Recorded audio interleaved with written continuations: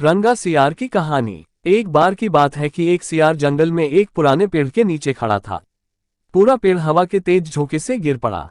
सियार उसकी चपेट में आ गया और बुरी तरह घायल हो गया।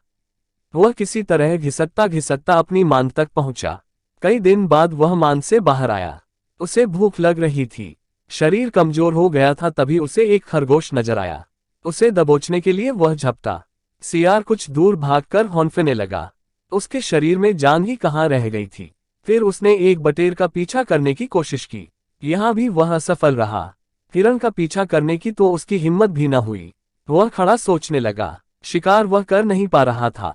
भूखों मरने की नौबत आई ही समझो। क्या किया जाए। वह इधर उधर घूमने लगा पर कहीं कोई मरा जानवर नहीं मिला।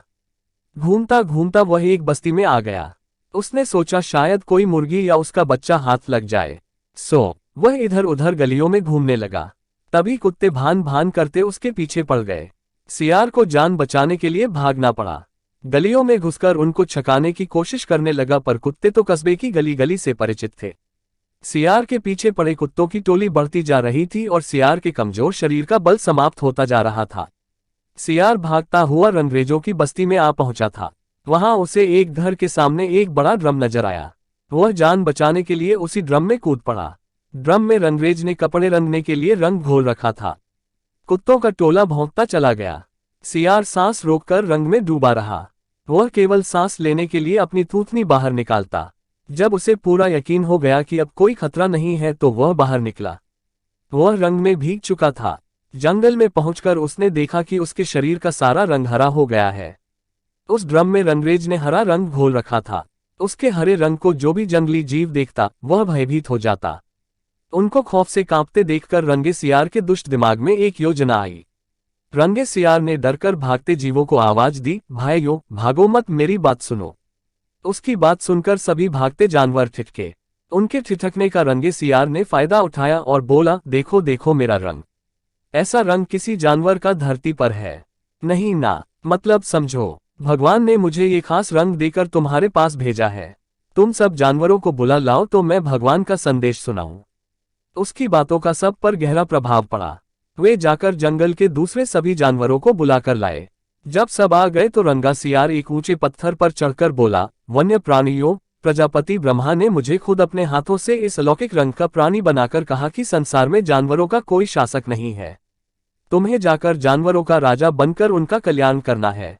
तुम्हारा नाम सम्राट ककुदुम होगा। तीनों लोकों के वन्य जीव तुम्हारी प्रजा होंगे।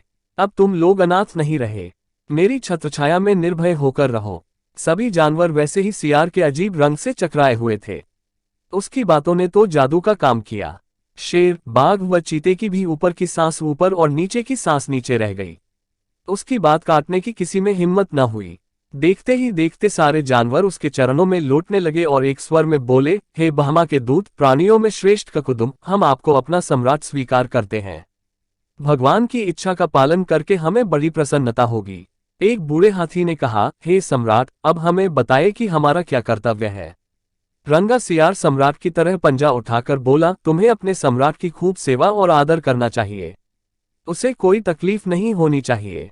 हमारे खाने पीने का शाही प्रबंध होना चाहिए। शेर ने सिर झुकाकर कहा, महाराज ऐसा ही होगा।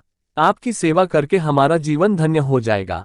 बस सम्राट ककुदुम बने रंगे सियार के शाही ठाठ हो गए। वह राजसी शान से रहने लगा। कई लोमड़ियां उसकी सेवा में लगी रहती, भालू पंखा झुलाता। सियार जिस जीव का मांस खाने की इच्छा जाहिर करता उसकी बलि दी जाती। जब सियार घूमने निकलता तो हाथी आगे आगे सूंड उठाकर बिगुल की तरह चिंघाड़ता चलता। दो शेर उसके दोनों ओर कमांडो बॉडीगार्ड की तरह होते। रोज ककुदुम का दरबार भी लगता। रंगे सियार ने एक चालाकी यह कर दी थी कि सम्राट बनते ही सियारों को शाही आदेश जारी कर उस जंगल से भगा दिया था। उसे अपनी जाति के जीवों द्वारा पहचान लिए जाने का खतरा था। एक दिन सम्राट ककुदुम खूब खा पीकर अपने शाही मांद में आराम कर रहा था कि बाहर उजाला देखकर उठा। बाहर आया तो चांदनी रात खिली थी। पास के जंगल में सियारों की टोलियां हु की बोली बोल रही थी। उस आवाज को सुनते ही ककुदुम अपना आपा खो बैठा। उसके अंदर के जन्मजात स्वभाव ने जोर मारा और वह भी मुंह चांद की ओर उठाकर और सियारों के स्वर में मिलाकर हु करने लगा। शेर और बाघ ने उसे हु करते देख लिया। वे चौंके। बाघ बोला, अरे ये तो सियार है।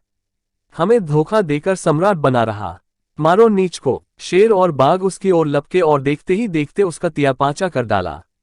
सीखा, नकलीपन की पोल देर या सबेर जरूर खुलती है।